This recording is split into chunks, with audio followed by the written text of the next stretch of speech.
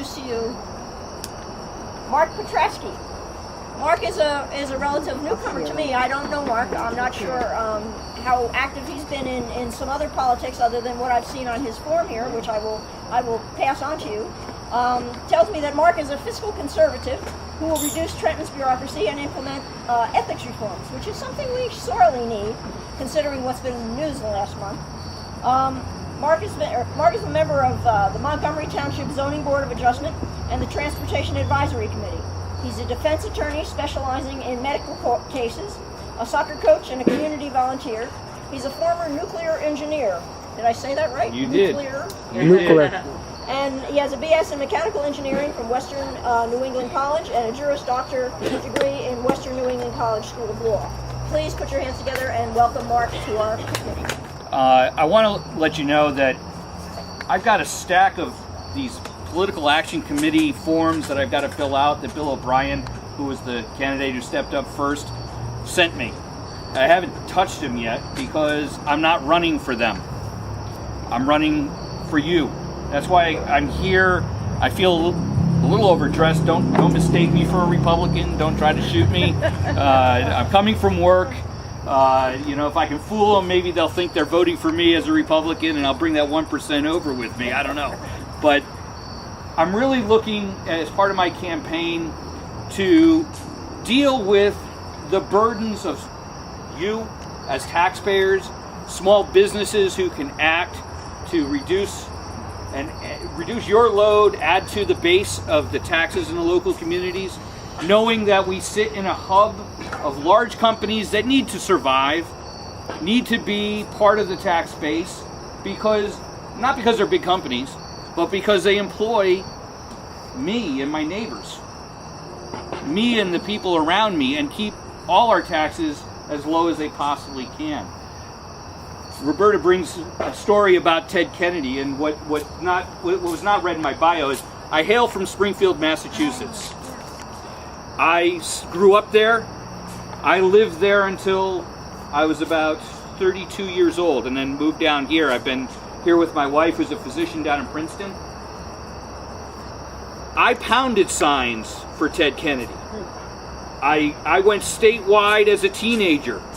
I was working like Alex Radis does here at the local campaign headquarters, pounding signs everywhere. And you say, well, why would you pound signs for Ted Kennedy when he never had a real person running against him ever in the state of Massachusetts? That is about as blue as you can get.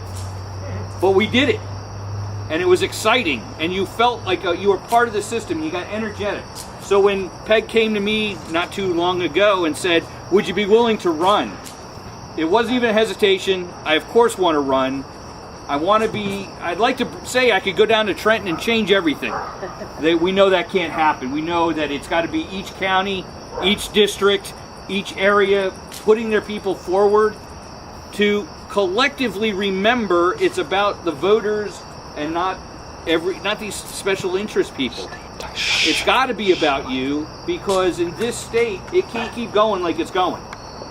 We can't keep putting a burden on you and your homes and expect you to be able to keep carrying the load. The seniors need to have some relief.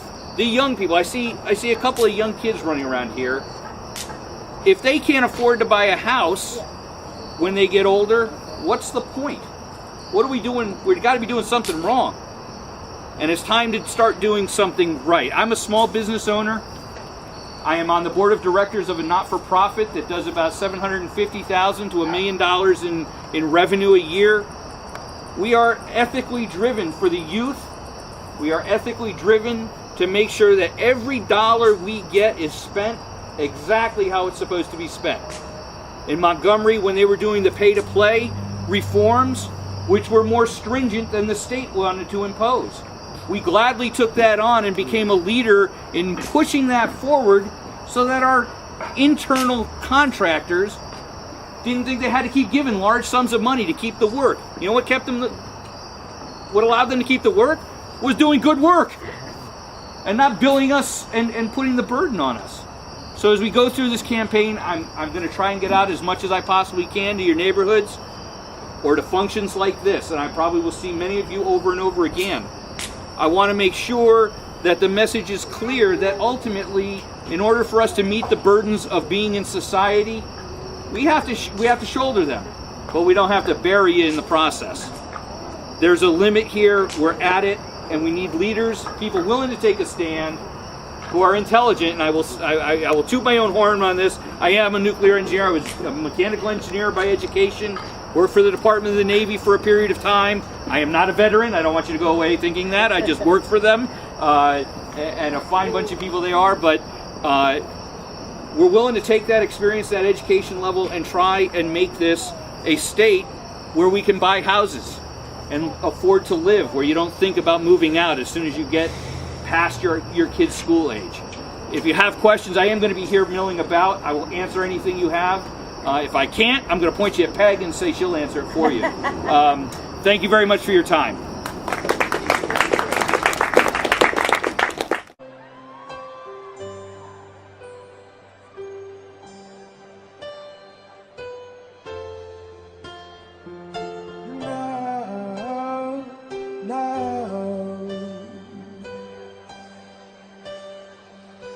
If you hear this message, wherever you stand, I'm calling every woman, I'm calling every man.